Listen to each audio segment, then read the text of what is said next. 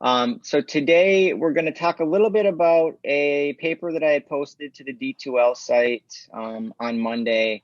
That's a very interesting paper that talks about some common misinterpretations and misconceptions that arise when we're working through hypothesis testing procedures. And there's actually been some interesting evolutions in that regard. There are some journals that have completely banned the use of hypothesis tests, t-tests, p-values, etc., as a part of publication process in those journals.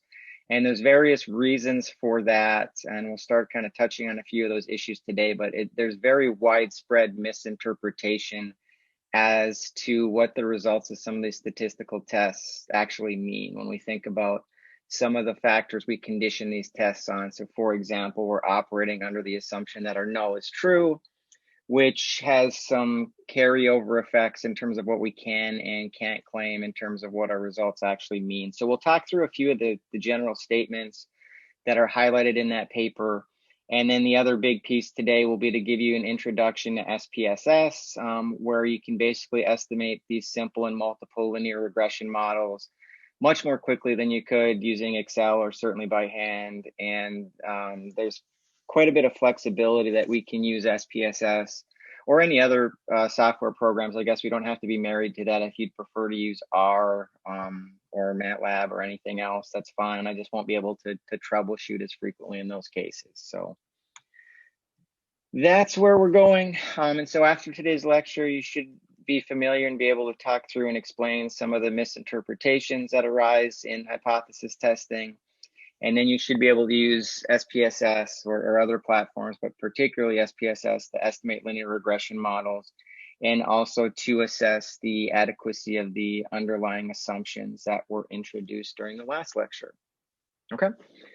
And as a reminder, assignment 3 is due midnight on Sunday. And so in this case, this is one of the few cases where we basically have to introduce a hard deadline there because we do have the midterm exam coming up on Wednesday. So I've posted a practice exam.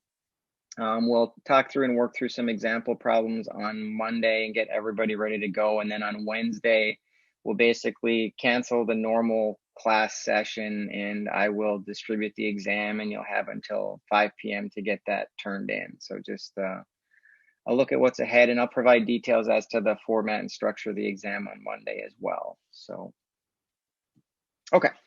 So like I said, there's a relatively well-written essay that was posted to the D2L site, and I'm just going to touch on a few of the common misperceptions or misinterpretations of those. And so I'd very much to try to make this interactive to the extent possible. So if you wouldn't mind perhaps turning your cameras on, and we'll try to work through and think through what the issues are with some of these statements as they're introduced here. And so the first of those, and we've talked about these to varying degrees, but these are all basically examples that are drawn from actual research papers. And so cases where things are either overstated or misstated, either slightly or significantly. And so the first of these, a non-significant test result, so say a p-value of greater than 0.05, if we're assuming a significance level of 5%,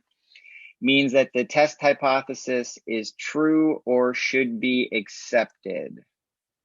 Why is that statement not exactly accurate? What's the problem there? Any thoughts?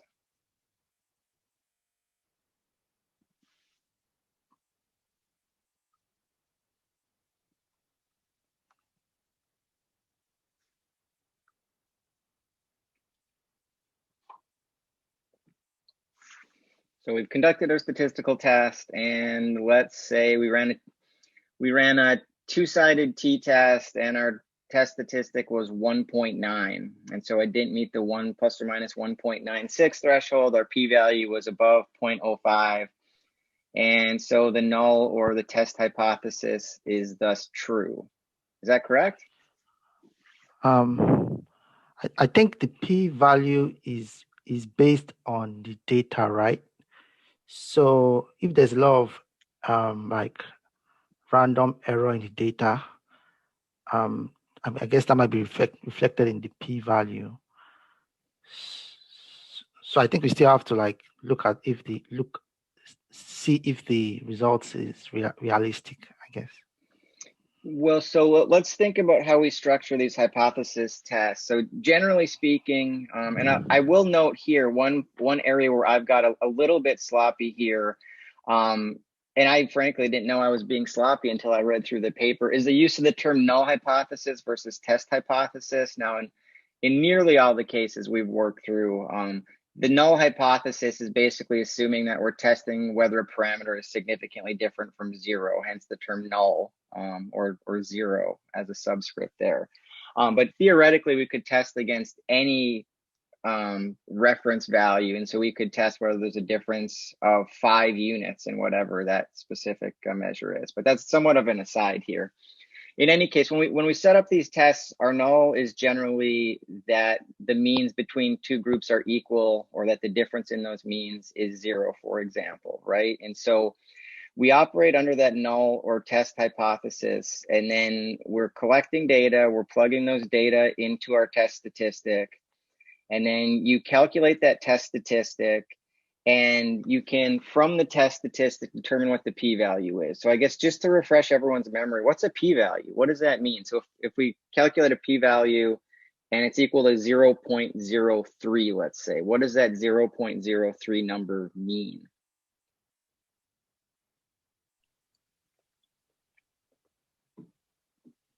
That the mean is not equal. I think what you're looking for is that based on the statement, whatever p-value it gives you, it tells you either you can accept or reject null hypothesis, but not necessarily accept the alternative hypothesis, in which that should be tested in a different case. Okay, you're thinking along the right lines, but so the way this is stated here, we're basically, anytime we're conducting this hypothesis test, we're operating under the assumption that our null hypothesis is true, right? So essentially, in most cases, we're assuming that there's no difference. And so if there's no difference, when we calculate that test statistic, let's say if the value, just to make things easy, is equal to 1.645. So there would be a 5% chance that we would obtain a value that's as large as 1.645 if in fact the null was true and there was no difference, right?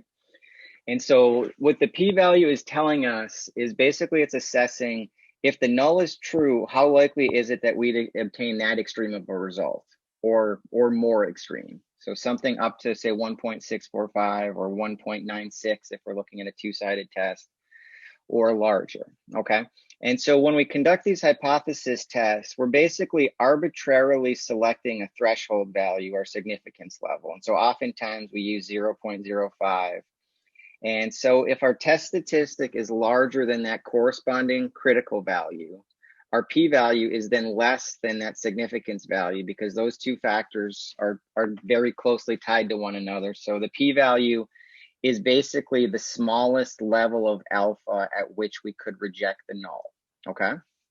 And so I'm talking tangentially to the statement here, but circling back, if we have a test statistic that's greater than that critical value, or if our p-value is less than alpha, we would reject the null, right? And we would then claim that there is in fact a difference or an effect, or however we parameterize that test.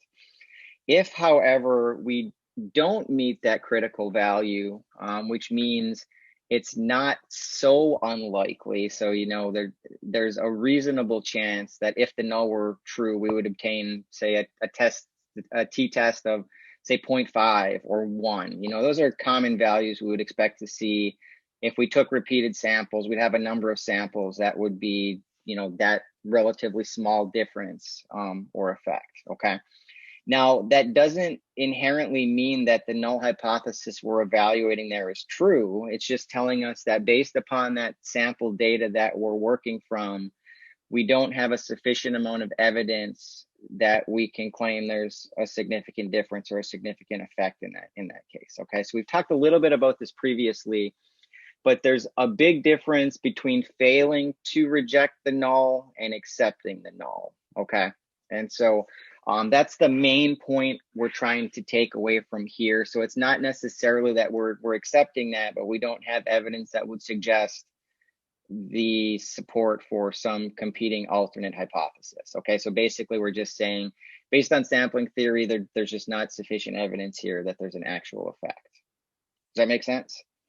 So you've got to be really careful here, because when we write technical papers and we apply probability and statistics, the way in which we write things is very important, and you need to be very careful about literally every word you include as a part of that. Okay, so we'll go through a few other good examples here over the next few minutes as well. Okay, so secondly, and this is somewhat related, a null hypothesis p-value greater than 0.05 means that no effect was observed, or that absence of an effect was shown or demonstrated. Okay, and so that's basically just an analogous way of talking through the preceding point. Okay, so if the p-value is greater than 0.05, it doesn't mean that we didn't observe an effect. It simply means that that effect was not sufficiently large enough that we can claim at that prescribed confidence level that there is in fact a difference. Okay, now you can see it's somewhat of a gray area here, and I'm being very careful in terms of how I talk through this,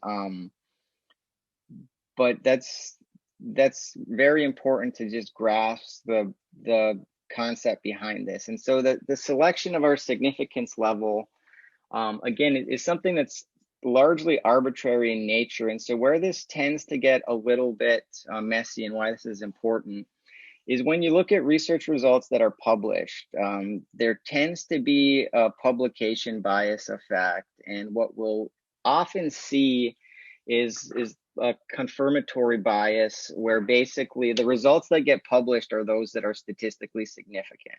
Okay, so it's oftentimes equally important. So if you think about the case studies we had worked through on rumble strip noise, so we saw that noise levels were slightly higher with the chip seal pavement, but that difference wasn't found to be statistically significant, at least at 0.05. And so as a consequence of that, MDOT or other agencies probably wouldn't have much thought in terms of whether they would install rumble strip differently or mill at different depths if they had a chip sealed pavement versus just the normal HMA pavement without any type of treatment. And so decisions are being made based upon the results of these research studies and these statistical tests. But so hypothetically, let's say, I think the p-value for that test was roughly 0.15. And so we could arbitrarily, let's just say we select an alpha of 0.15, and then we could reject the null. And that is something that I will sometimes see in research papers where so a result isn't significant at 0.05, and so, well, we use it is significant at 0.10, the author will say. And so in that case, you're kind of overselling your results and sort of trying to fish for a significant effect. And I can certainly understand why this happens, because you'd like for your paper to get published, and there's kind of a fear or a reluctancy that it wouldn't get published if you don't see a significant effect. But if you can tell an agency, well, maybe you don't need to change your practice because the evidence doesn't support that change because there's not a substantive effect, that's equally important information. But that's one of the major problems we see when we work through applied probability and statistics. Okay. And so similarly, that's kind of what we're looking at here. So in that case, it's not that there wasn't an effect or a difference with respect to the pavement type on noise levels, but that effect wasn't significant. It wasn't large enough in magnitude, for example, that would have a meaningful difference. Okay, so it doesn't necessarily mean that there's not an effect. It's just under our prescribed conditions here, that effect is not significant at the specified significance / confidence levels. Okay, does that make sense?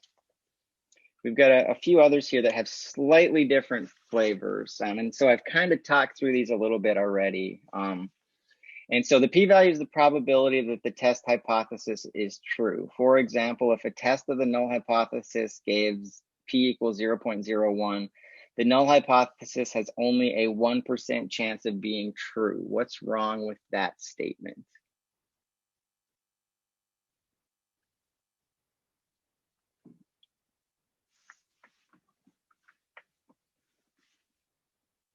Hopefully we find something wrong with that statement. So when we think about how these hypothesis tests are set up, what are we conditioning them on? What's the condition that we introduce when we're evaluating the test statistic and the p-values? We're assuming that what is true? The null hypothesis is true. Exactly. So thank you. So we're assuming that the null hypothesis is true. Okay. And so we're then collecting evidence and data and evidence to either support or refute that a priori assumption that we've made, okay? And so in this case, if we're assuming the null is true, we calculate a test statistic as relatively large, the p-value is 0.01. So what that means literally is that there's a 1% chance that we would observe that extreme of a difference or that large of a test statistic or that small of a p-value if in fact the null was true, okay? It's not telling us anything about how likely it is that the null is actually true because that's what we've conditioned our test on from the onset. We're assuming that it's true.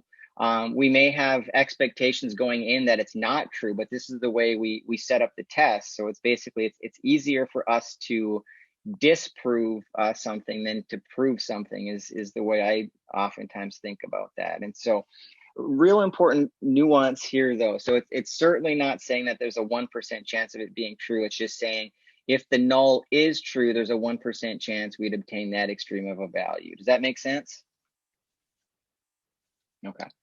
Is this being helpful so far? I think this is extremely helpful just based upon the general looks I've seen from you in some of the comments. So hopefully the last few here will similarly reinforce some of this. Okay, here's a good one. Lack of statistical significance indicates that the effect size is small, okay? And so what that means generally is, so if we calculate our t-statistic, and maybe that t-statistic's relatively small, so maybe it's equal to 0.5 or 1, and the associated p-value is equal to 0.3 or something that's significantly larger than 0.05. That doesn't necessarily mean that there's not an effect there or that the effect of that parameter we're investigating is not important. Why is that the case? How could we end up with a test result that's not significant, but there's actually a large effect? Any thoughts?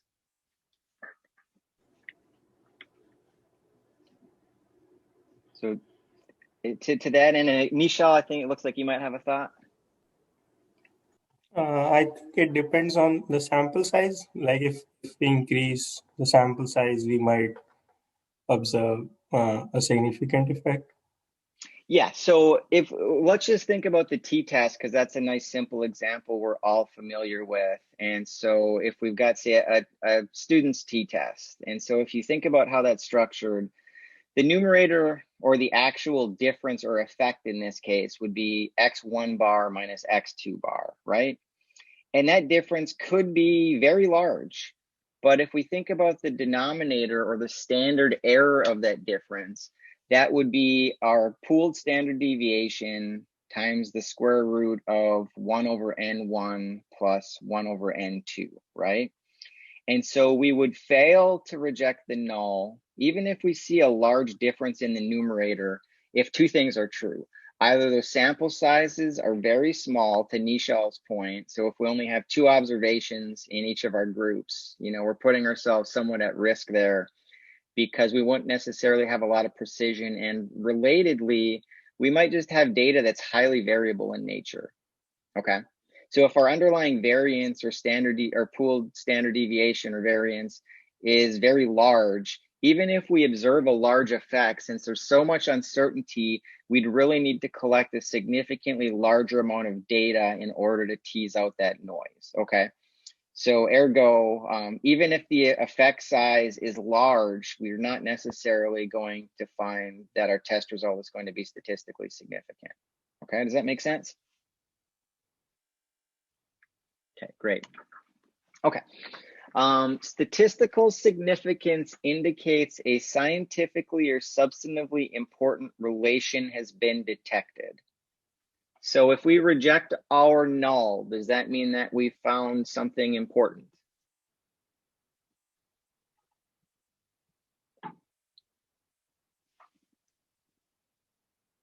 Anybody want to take a stab at that? I feel like that's kind of relative to what the finding actually is. It depends on what the study's looking for.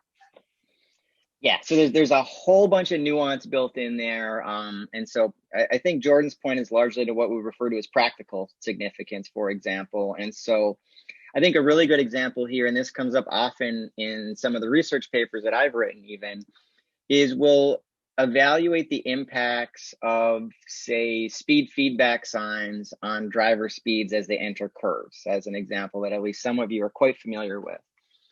And we might find that there are significant reductions in speeds when we use these devices that provide feedback to the driver. And when we say significant differences, we're just saying that those test results, the t-test is large enough and the p-value is small enough that we reject the null. But that may just be due to the fact that we've observed thousands of vehicles. So if we reduce speeds by a half mile per hour and that reduction is statistically significant, is that result important? Do we care about that? I would probably argue not, right? Generally speaking. And so a lot of this depends on context, because one of the hazards, so on my preceding point, I had talked about how we might have a very large effect, but there's either too much variability or too small of a sample size, but we can easily take that in the other direction.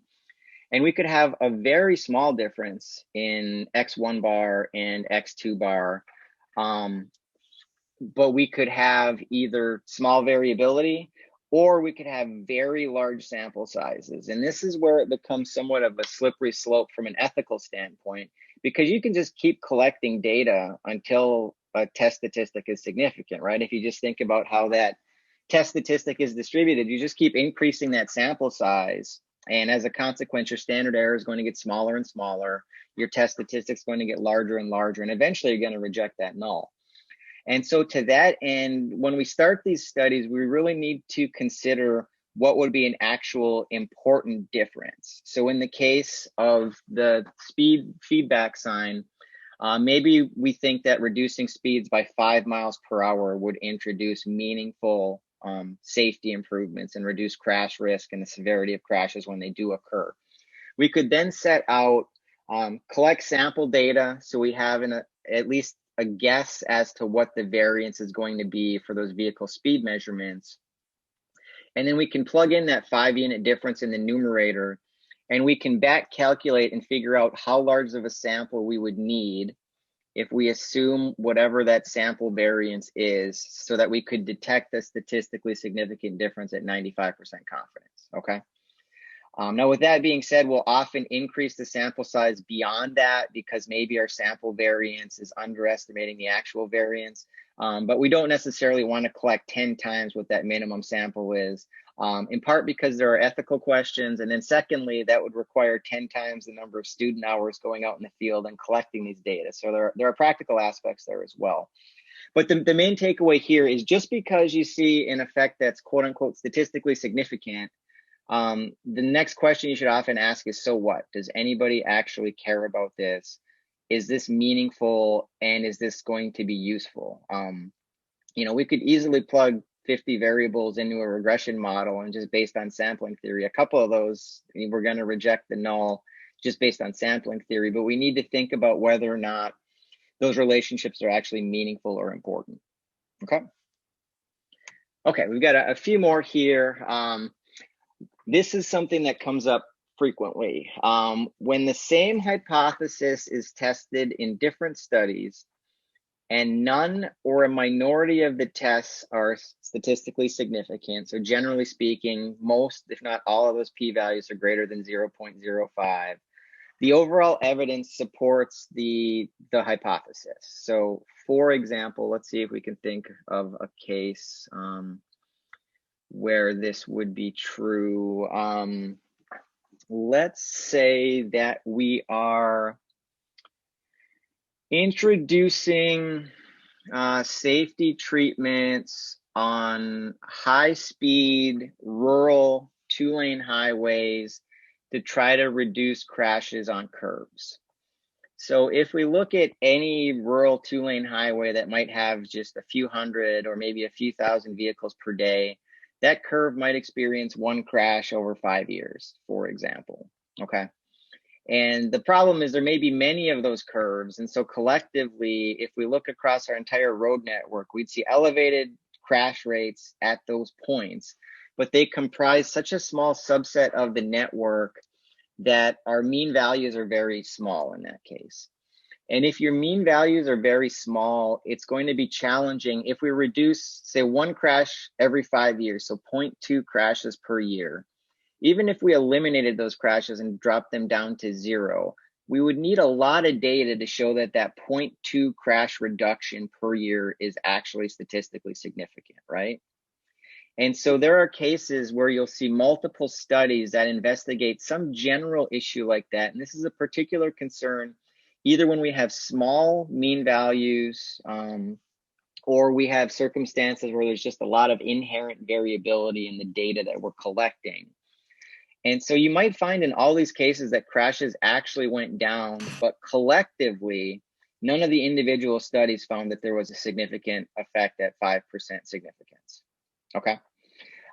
But it should hopefully be evident that that certainly doesn't mean that there's not an effect there. And we might talk about this later on in the course, but there are methods, we refer to these as meta-analyses, where we take the results from several different but related studies that are investigating the same questions of interest, and we can combine and synthesize that information to come up with a more robust or rigorous test. So we could, for example, show a relationship that's significant when we combine the results of multiple studies, okay? So just because you've got, and this is particularly important if these studies are showing effects in the same direction.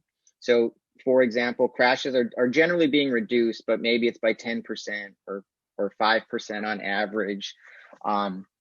It's a different story if it's split and in half the cases crashes went up, half the cases crashes went down, then that would be an example. But oftentimes, just because the results of these individual studies aren't statistically significant, that doesn't mean that there's not an effect there, okay? All right, I think we've got maybe two more here.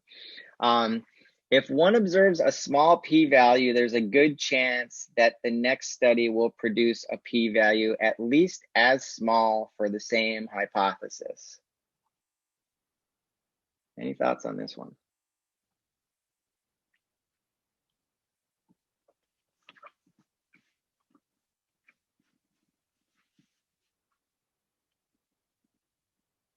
So this one's really tricky in part because of the way it's worded. So keeping in mind, when we conduct these hypothesis tests, we are again operating under the assumption that our null hypothesis is true, okay? So if we're assuming the same null hypothesis, then the next question that comes to our mind here is, well, what are the other assumptions we're implicitly making with this statement, okay? So if we've collected, let's think about the pavement noise data with the rumble strip depths. And so if we collected data for 12 additional locations, would we expect to see a p-value at least as small for those 12 locations as we did from the initial test? Okay. And it gets a little tricky here, but if we have the assumption that those data are drawn from the same population, then that's probably a reasonable assumption, but it's only a reasonable assumption if we're introducing the additional assumption here that those data are drawn from the same broader population, okay? So the same null hypothesis, the same general sample data. A related question here, I hope it's not my next bullet point. If it is, we'll skip through it really quickly. But if we go back to the rumble strip, the noise example, So I think we saw an average effect of 27 decibels for a 1-inch increase in noise. So if we repeated that same study design, what would be the probability that we would obtain a mean effect less than 27 decibels? Any thoughts? Somebody throw a number at me. Or alternately, what's the probability we would see a result greater than 27 decibels? Again, if we sampled from the exact same population, not necessarily the same 12 segments, but sample from the same population. What's the probability we would have an average effect less than 27 or greater than 27? Should be 50-50, right? Exactly. Yeah. So very good. So in that case, we're assuming that the data we have collected are better representative of that underlying relationship than just assuming the null of no effect. Okay. But so that's entirely a function of what we assume for our null and then what data we're using to assess that hypothesis. Okay. So this just gets back to us being very careful in terms of how we word this. So this statement, as it's worded, is not explicitly true unless we introduce the additional caveat that we're sampling from the same sampling distribution. All other conditions are essentially the same. And then this would be true, but just at its face, it's somewhat of an overstatement if we don't introduce those qualifications. Okay. Okay. Oh, and so that was my last one. I didn't have a follow-up bullet. So hopefully that was at least somewhat useful to all of you. My plan is we'll talk through a few more of those big picture issues on Monday. And I think I'm going to put together a few quick tutorial videos as well, because there are a few topics that we haven't covered at length here that I think would be useful to help kind of crystallize some of these concepts. I guess before we get into the SPSS piece, does anybody have any questions? Yeah, Dr. Salan, I have a question. So yeah, the last bullet point that you showed that says like if we observe a small p-value and if we conduct a study using the same population, then we have 50% chance of getting a similar small p-value. So does that mean that if we are trying to replicate a previous study, then there is a chance that we might observe opposite result? Oh, certainly. So we could, and a lot of this relates back to sampling theory, but if we think about the central limit theorem, for example, and if we're taking repeated samples from the same population, sometimes that sample is going to be centered right where the actual mean effect of that is. So in the rumble strip example, I would bet that the true impact is not 27 decibels per inch. It's probably something less than or greater than that, but we don't know because we've only got data from those 12 locations. Okay. Had we selected 12 different locations, we might have seen a smaller effect. We might have seen a larger effect. Our best guess based on the available information we have is that 27 decibels is probably a better guess than 0 for the effect. But that's the whole reason we introduce these methods, these standardized methods in probability and statistics, because there's inherent uncertainty there, and you could run the same test 10 times and just get different results just based upon the manner in which those data are sampled and the inherent variability in the data. So a simple example, you flip a coin 10 times, it's highly unlikely you get 10 heads, for example, but maybe that's just when you ran the experiment, you got 10 heads. Odds are your next experiment isn't going to give you the same result. It could give you something markedly different. Okay. Now in transportation, I mean, these phenomenon probably aren't as arbitrary necessarily as flipping a coin, but we would potentially expect to see marked differences because it's a function of how large that sample is, how much underlying uncertainty there is in the data, and then how big that difference is within the sample that you were able to observe. Okay. So these all become lesser issues as our sample sizes are larger or as our variability is smaller, but they're inherent issues that we can't really work around. It's just we're trying to control for that noise and that uncertainty through the application of probability and statistics. But does that make sense, Nishal? Yeah, thank you. Okay. Okay, so with that, I'm gonna quickly launch into SPSS. There were a few things I wanted to talk about, so this is kind of a checklist for myself. Computing and recoding variables, running regression analyses, and then chart builder tools to assess some of the regression assumptions. So these are just some numbers that I created in Excel, and I'm gonna just quickly demonstrate how we estimate some regression models here. And so I've got an X variable, I've got an X squared, I've got a series of Y variables, I've got a square root of Y. Well, we'll get to these in a minute, but what I'm gonna start with first here, I'm going to regress this variable Y1 versus this variable X1, okay? So I've loaded this data in the SPSS. I guess that's a step I could have started with, but you've worked with this previously. I think you just go up to File, Open, Data, and then you can load an Excel file. You could type data in. You could load in other file formats as well. And then once it's loaded, we go under Analyze. And under Analyze, there are a wide range of different types of tests we can apply. And even under regression, there are a significant number of different families of regression models, many of which we'll talk about as we continue through the semester. But we're starting just with linear regression for today, okay? And so the first thing I'm going to do is I'm going to estimate a model here. Our dependent variable is going to be that Y1. Our independent variable is going to be X1. And I'm just going to hit OK here, and you'll see what our results look like, okay? And so here we go. We've estimated a linear regression model. It's giving us some diagnostics. So our R squared is 0.976. So holy cow, is that a good fitting model? You would think I may have just made up the data, which I did. Our ANOVA results, and apologies, I've got a little bit of a lag here.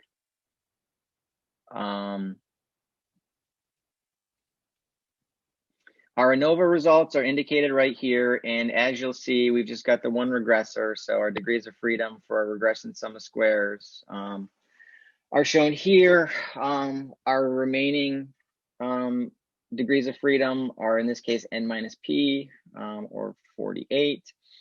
And so consequently, that F statistic's very large, and we're going to reject and find that there is a significant relationship, okay? We continue down. And we see here our constant term is equal to 23. Our slope is equal to 3.1 roughly. In both of those cases, our standard errors are relatively large, and consequently our t-statistic, which, to refresh everyone's memory from Monday and preceding lectures, that t-statistic is just equal to beta divided by its standard error. So 23.3 divided by 3.9 gives us 6.02. And likewise, 3 divided by 0.07 gives us 43.885. P-values are indicated here. Those are both very, very small. I think we can double click on it to see exactly how small. So 2.31 times 10 to the minus 7. So that's going to be highly significant at 99.9999% confidence, as the case may be. Okay. And so that's a real quick demo. The other thing I want to do here, I'm going to close that out. I'm going to rerun that analysis and show you some of the other capabilities we have here. And so first of all, under statistics, so by default, I know it gives us the estimates. I think it gives us model fit, but there are a variety of other different elements we can look at here as well. We'll return to some of these later. But the model fit, that would be the R squared metrics I showed previously. Descriptive statistics can be shown. There's a variety of other elements here that we haven't really talked about previously. Under plots, you can by default ask the program to give you plots of normal probability, for example. We can plot the histogram. So this would be for our residuals in each of these cases. It can also develop a series of scatter plots. So in this case, I'm basically plotting our residuals against our predicted values. And so consequently, we're going to hit continue there, having saved that.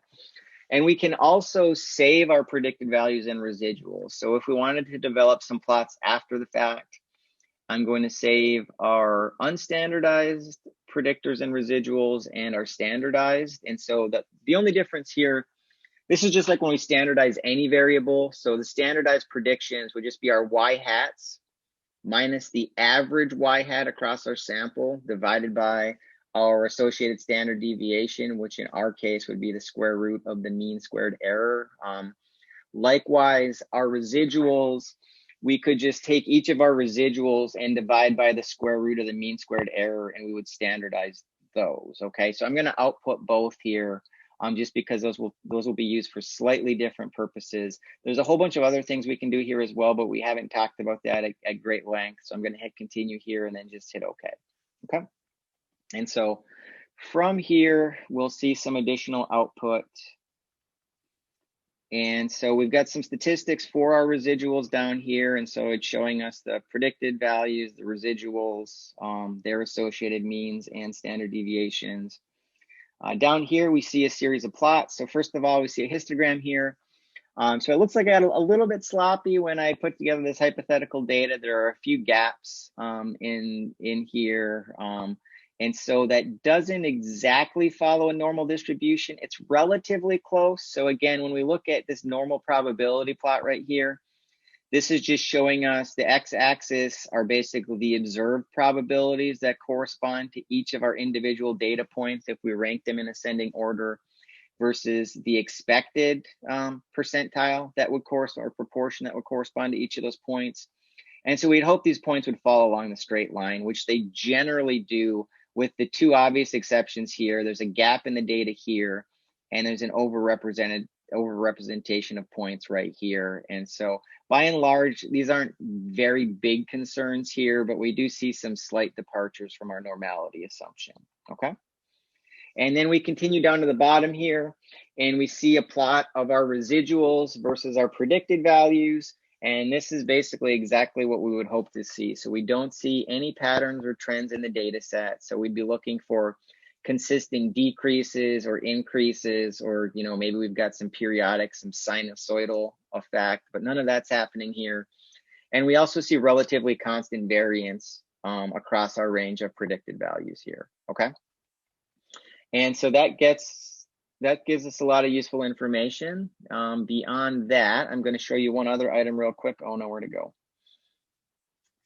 Okay, so sorry, it looks like I need to reconnect. Apologies for the technical difficulty. Hopefully this resolves itself real quick. Or else I don't know what I'm going to do. Uh-oh.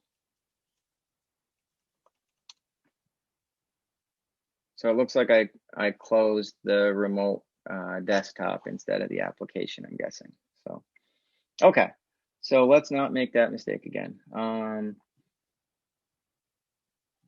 Okay, and so as I had mentioned, I saved those predicted values and those residuals. And so we can also go into our graphing tools, and there's this chart builder.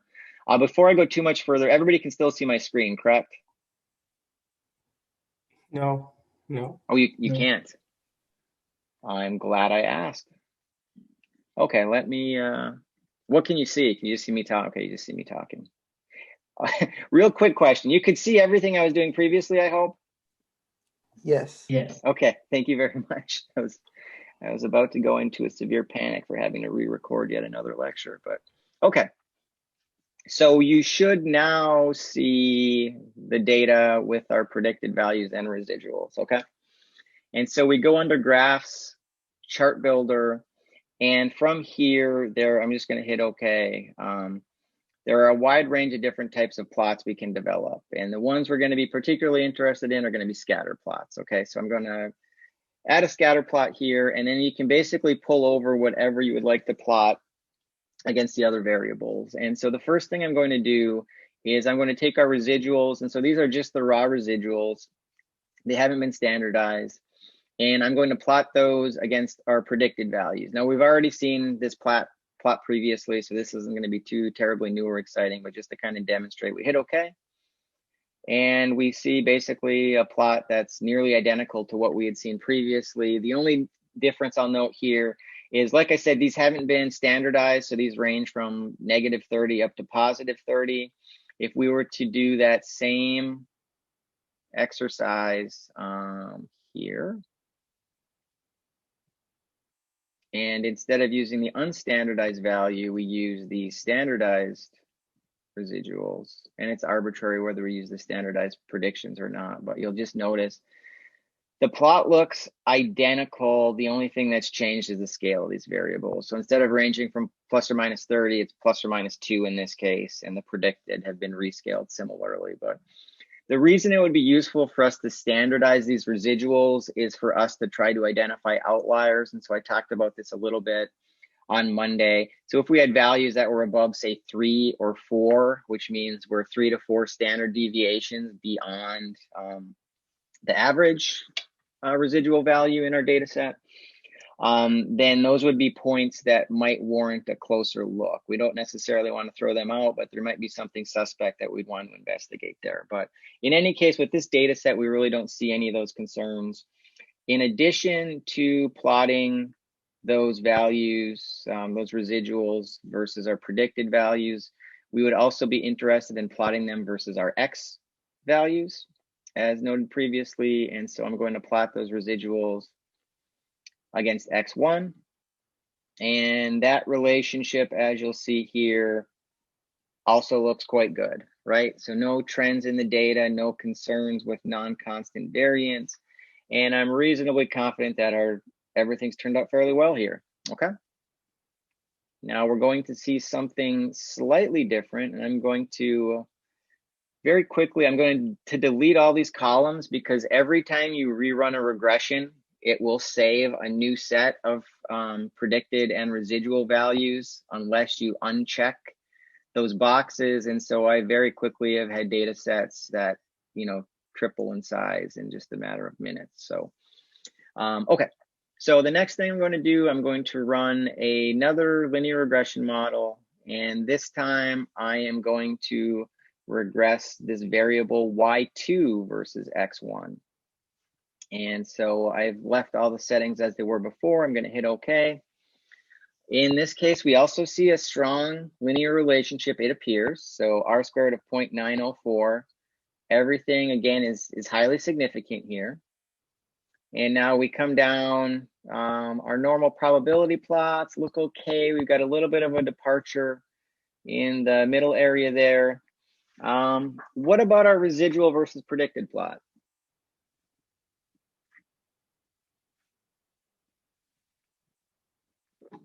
Do we have any concerns? So this looks like a pretty clear violation of our independence assumption, right? So it looks like we definitely see a trend here where our residuals are tending to be very large at low values of low predicted values and very large at high predicted values and in very low in between. And so what that would suggest is that this relationship, though the R squared is really nice, it's probably not linear in nature, okay? And so instead of regressing y2 versus x, we're going to regress y2 versus x squared, okay? And so I'm going to go back in, I'm going to run that linear regression model, and now instead of y2 versus x1, I'm going to regress y2 versus x1 quantity squared. I'm going to live with the fact that I'm going to have two sets of predictions and residuals, as you'll see in the background there. Our R squared has increased quite a bit, interestingly, here. So everything's still highly statistically significant. Obviously, by rescaling from x to x squared, we've seen marked differences introduced in terms of what those actual parameter estimates are. We are seeing some of the same departures from normality that we had previously. And so again, not big concerns here, but it's somewhat interesting to note this relationship looks quite similar to what we had seen previously. And then we get down to our residual versus predicted plot, and all of a sudden that curvilinear plot's no longer there. It looks like we actually have a fairly good fit here, okay? And so that's a relatively quick demonstration. I also wanted to show you one other alternate approach there. And so what we did there is we transformed our x variable, we squared it. The other thing we could do alternately is instead of squaring the x, we could take the square root of y. Now you may or may not remember from lecture, the most straightforward, easiest way to transform data and not impact the other assumptions is to transform our x, because that doesn't do anything to our distribution of residuals. That will be unaffected. However, If instead we take x1 as our predictor and we regress that against the square root of y, now mathematically those are, the similar relationship. We wouldn't expect to see marked differences there. We still see very goodness of fit.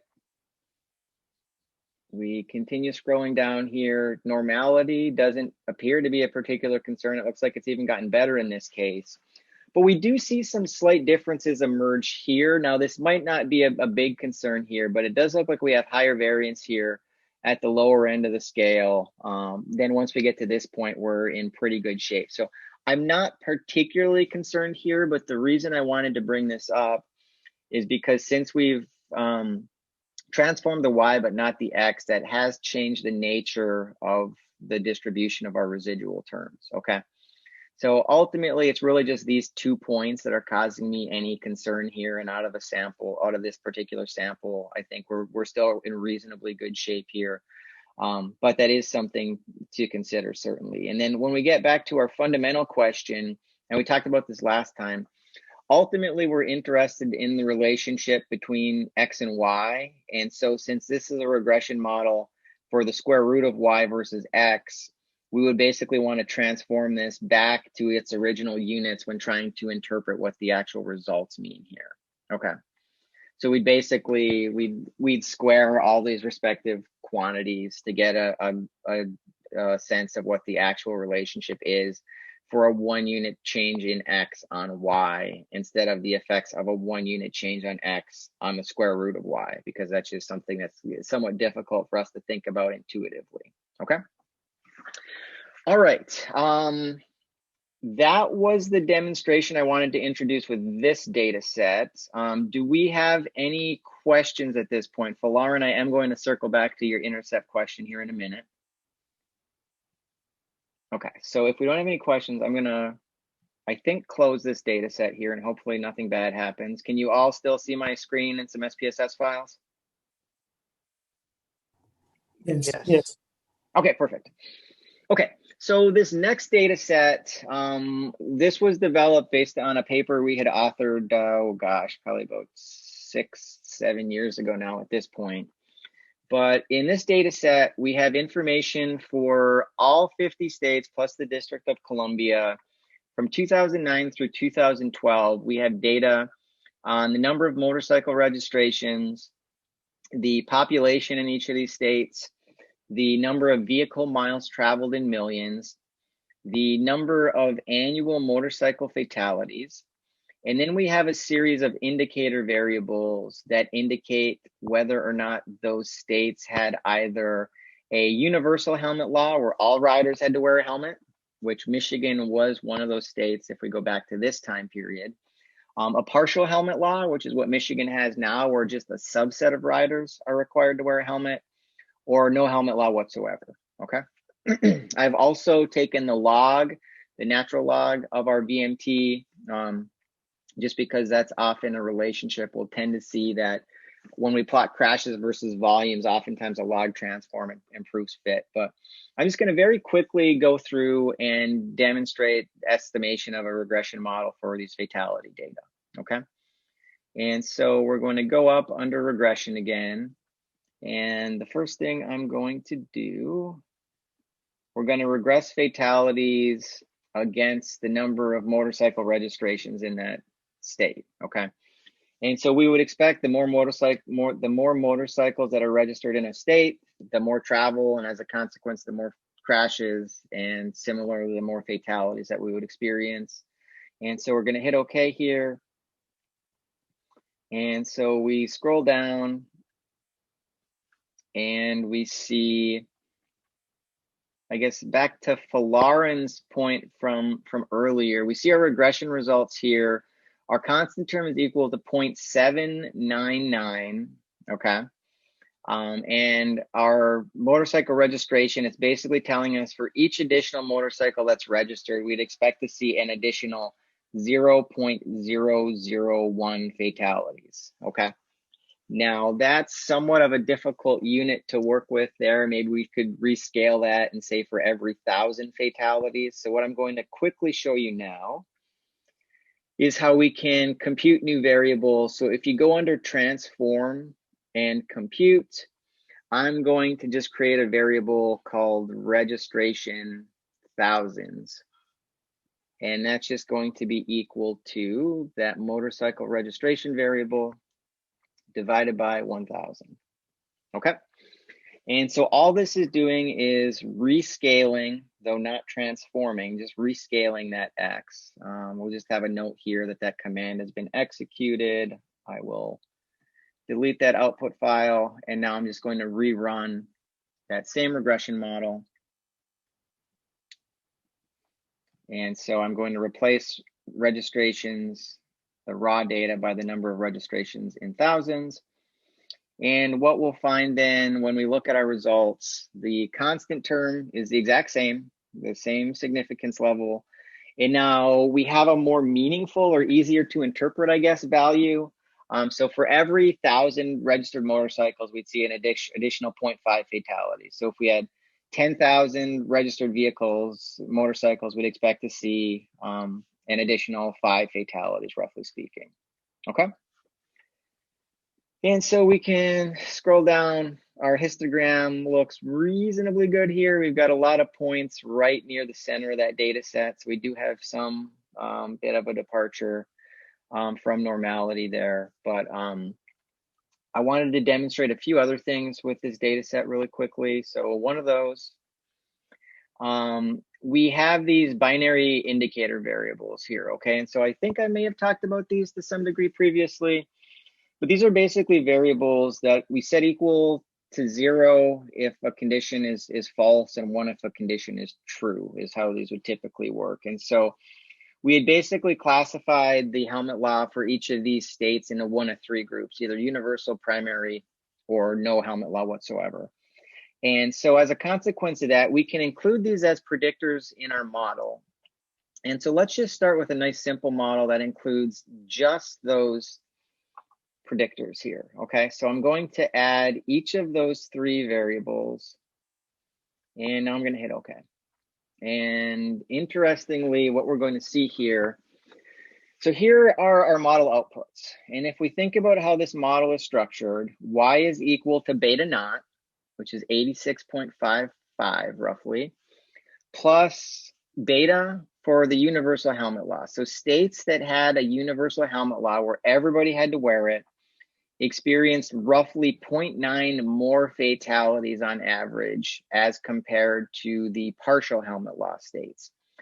Why do the partial helmet law states? Because we've kept that out. And so one point I should note here, when we think about this model, we'll oftentimes try to include these dummy variables, these binary indicator variables.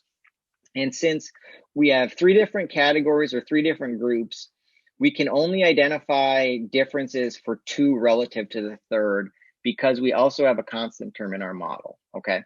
So if we think about the way these variables are structured, a state that has a universal helmet law, this variable universal is going to be equal to 1, right? A state that has no helmet law, this variable is going to be equal to 1. And so these are telling us the relative difference in fatalities between those states and the case where these variables are equal to 0. So if this variable is equal to 0 and they don't have a universal helmet law, and this variable is equal to 0 and they don't have no helmet law, it's awkward the way I set that up. But the base case those are being compared against then are the partial law states, okay? So states that had no helmet law would actually experience 17 fewer fatalities per year than states that had the partial law. And then we can compare these directly. We would just take negative 17.629 and we would subtract off to 0.892. And so there's roughly an 18.4 fatality per year difference between these. And so interestingly, if we wanted to distort this data and give very bad policy advice and motivation of our own personal agenda, we would say, holy cow, if we got rid of a helmet law, we would reduce fatality significantly. Why is that very flawed logic in this case? Anybody?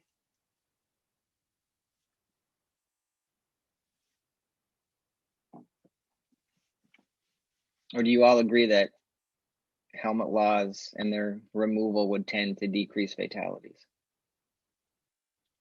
Any thoughts?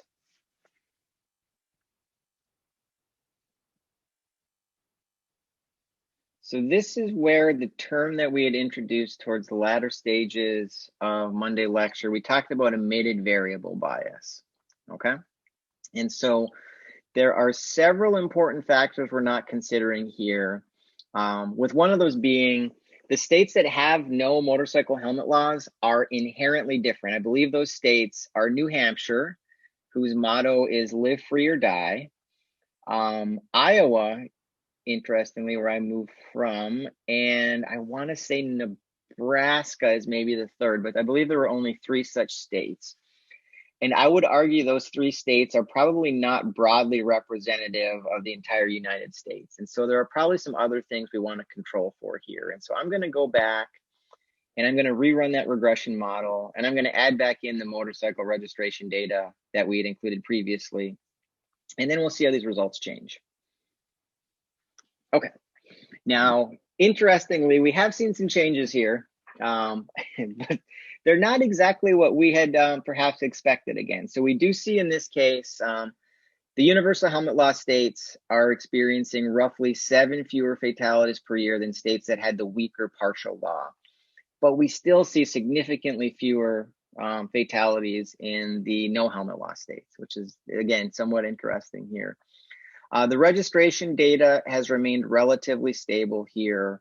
And interestingly, the difference, so when we look at this p-value here, this is telling us that the universal helmet law states, though we saw a reduction, that reduction was not statistically significant compared to the partial helmet law states, okay?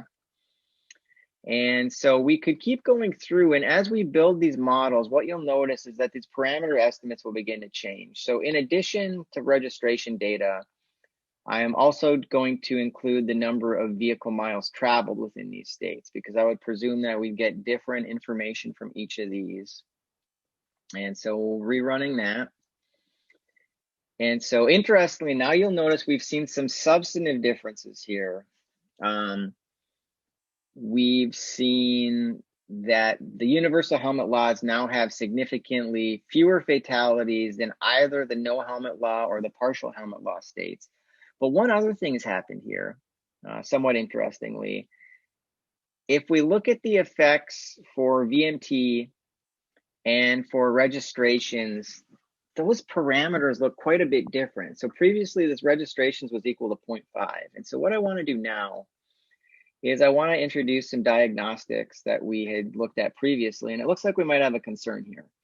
And so I'm going to save our predicted values and our residuals. And so I'm going to work through here, and I guess just to look at some of these.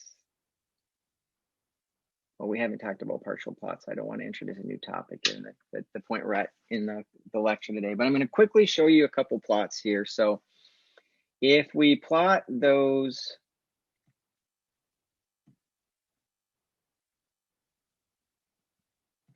if we plot our residuals versus our predicted values,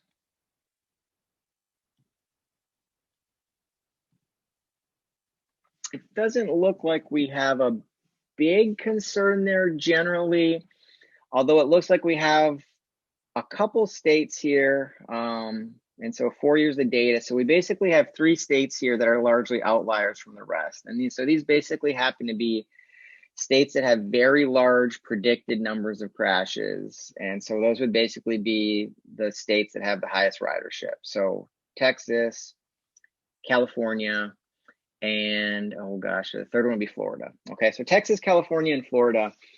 And I would argue those states are also probably not broadly representative of the rest of the country. And so those are probably distorting our results to a degree here. So that's one point I wanted to bring to your attention. If we were to standardize these residuals, we might see an even bigger effect there. So I'm going to go back into regression. I'm going to save the standardized residuals. And so as not to create additional columns, I'm not going to resave the unstandardized. Uh-oh, I was going to say it looked like my computer had frozen, but I think we're still good. Okay, so rerunning that analysis, resaving those results. You see the results are all similar here. We're going to go into Chart Builder, and if we look at the standardized residuals versus our predicted values, that might show us something a little different. And so previously, you'll recall I had mentioned if we get above, say, 3 or so, we're starting to get to some particular concerns. And so it looks like we've got a couple states that are hovering in that range from 2.5 to 5 and -2.5 to -5. And so those are probably some leverage points. And so those states would tend to have high ridership. They would tend to have high registrations. And they would also tend to have other differences. So one example, they're all warm weather states, for example. And since we're not accounting for weather in here, that's probably also introducing some differences. And this probably has some spillover effects on the helmet use impact, because these states also would tend to have certain helmet use statuses. And so that's problematic. Beyond that, there's one other problem here I wanted to introduce, and that relates back to the vast changes we saw in VMT and registration data. And so the one assumption we haven't looked at up to this point, because our first examples were looking just at simple linear regression models. When we look at multiple linear regression models, and so if we plot VMT versus vehicle registrations, you can probably guess what this relationship is going to look like. A very strong relationship. So those states that have the most motorcycles also tend to have the most travel. And so this shows that multicollinearity concern that I had raised previously. And so I want to show you one other option here, which is going to be useful to us when we're estimating multiple linear regression models. So under statistics, we're going to click this box that says collinearity diagnostics, okay? And we're going to hit OK. We're going to run the model. And you'll recall last time we had talked about variance inflation factors, okay? And so if two variables are strongly correlated with one another, what tends to happen is the inferences we draw as to their parameter estimates will tend to be biased, okay? So in this case, these values are much, much, much, much smaller than if we had included either of these independently. And that's due in part to the fact that these are very strongly correlated with one another, because you see these variance inflation factors of 7. And so, like I said, anything above 5 is somewhat of a cause for concern. Anything above 10 is a major concern. And so consequently, we may want to kind of rethink some things here, okay? And so I've thrown quite a bit at you here during this brief tutorial here. I think the one last thing I want to show, just so we don't disappoint Falarin as an example, we'll just start with that nice simple model we had done initially. And so in this case, if we include just registration, so we had this non-significant constant term, okay? And so when we're building models, a general approach, like we talked about last time, is we would remove those variables that are not statistically significant. Now, what this means in practical terms, if we were to plot these data out, well, I guess we've done that. We could show you the scatter plot. But this intersects the y-axis at just the value of 0.8. So 0.8 is basically not significantly different from 0. And so we have this p-value that's very large at 0.864. And so what we could do conceptually then is we could rerun that model and we could exclude that constant term. And so I'm going to do so. I believe that falls under options. And so under options, this box that says include constant in equation, I'm going to uncheck that. I'm going to rerun the model. And now, interestingly, in this case, we really don't see much of an impact. So we see, I think that parameter estimate may be exactly the same, 0.531.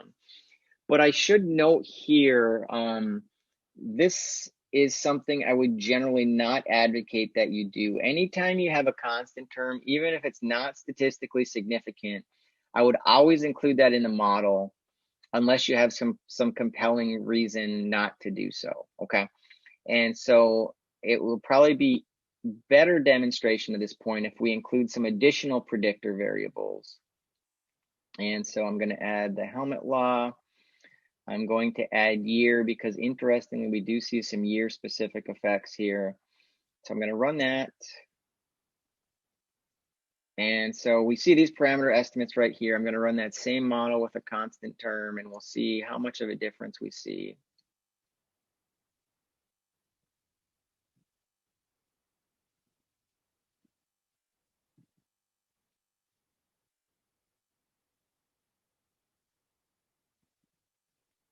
Okay, and so in this case, you'll notice interestingly here, we have a very large and negative coefficient in this case. So I've done two things here, so I probably should have taken these one step at a time here. The reason this has been rescaled so much is that we've included year as a predictor in our model, okay? And so the year ranges between 2009 and 2012 in this case. And so you'll notice these other parameters are not affected because there's no correlation between year and these other variables directly, or there's very small correlation as you see from the variance inflation factors here. But it has huge influences on that constant term. Now, if we were to exclude the constant term, as you saw in the preceding results, and sorry for all these plots we've got here, we would see markedly different effects, okay? So that parameter estimate for year is 0.001. I would argue that that's at least somewhat different, you know, from 0.565, obviously, okay? So huge difference there. And so that's just a quick demonstration of why it's potentially problematic for us to exclude the constant term. So Falarin, back to your initial question you had asked a while ago, that constant term is basically giving us a representation of what our expected mean value of y would be when all the x's are equal to 0, okay? And so if that intercept is occurring very near to the origin, it's probably not contributing much to your model, but you'll often find that it's correlated with some of the other predictors. So if we exclude it, we may actually introduce a bias wherein we wouldn't be able to accurately ascertain what the effects of some of these other variables are, okay? So generally speaking, if your variables are not statistically significant, you could remove them from the model, with great caution though if you're looking to remove the constant term, okay? So this week's homework assignment, we have a relatively straightforward one-way analysis of variance. And then you're also asked to estimate a multiple linear regression model for the average travel speed to work during the AM commute for this data from State College, Pennsylvania that we've talked about previously, okay? And so travelers basically have three different alternatives. They can either take a 4-lane arterial, 2 lanes in each direction, 35-mile-per-hour speed limit, a 2-lane rural road, so 1 lane in each direction, also with a 35-mile-per-hour limit, or a 4-lane freeway, which has 2 lanes per direction and a 55-mile-per-hour speed limit. And we're basically interested in what the average travel speeds are of these drivers and vehicles over that distance during the AM commute, okay? And so we have a whole bunch of different variables we can include here. That includes several variables that are kind of nominal in nature, so male versus female, married versus not. And so in those cases, we could create those 0-1 binary indicator variables, or in fact, they're already coded in that manner. So you could plug those directly into your model. When we look at some of these other variables that are categorical in nature, so driver age, we've classified into 5 ranges. So one option, you could include that as a predictor variable directly, or you could break that into a series of subgroups, and you could have 4 binary indicators for those 5 age groups, okay? So you could leave one group out. Your constant term would then basically correspond to all of your other x's being 0, and you falling within whatever of those groups has been left out. And each of the other indicators would tell you the difference in travel speeds between those age groups and whatever that baseline age group would be, okay? Same thing is true for the other variables. So you could create binary indicators for 2 of the 3 roadway types, for 4 of the 5 different income groups, or you may find that the differences are similar, the effects are similar across some of these groups. So maybe you combine income groups 1 and 2, or 2 and 3 and 4, or whatever the case may be, okay? Now, as you go through and build this, the one thing I want you to focus on, and I'll post a video in response to this later this week, but I wanted you to try to get started on this on your own, is estimate a simple linear regression model for speed versus distance and speed versus time. And I want you to assess the underlying assumptions of those models, and you'll find that one of those variables is very problematic. and the other is not. So that's one thing I want you to think about. And then the second thing I want you to think about as you're building these models is how you treat some of these discrete categorical variables like age and income and route and so forth. Because like I said, you can treat it as though it's continuous. You can treat it as a series of indicator variables, and each of those approaches introduces a different set of underlying assumptions that we'll continue talking a little bit about as we move forward. But anyway, we're right at the end here, so I guess I would welcome any last questions we have. For Lauren, I believe I answered your question. I don't know if we have any others from the audience, but hopefully this was useful for everyone. We'll be doing a lot more of this moving forward, and so it will hopefully begin to be more interactive and doing things in parallel, but it took me a bit longer to get through the p-value discussion. And so anyway, I'll have this up by early this afternoon. Do we have any last minute questions?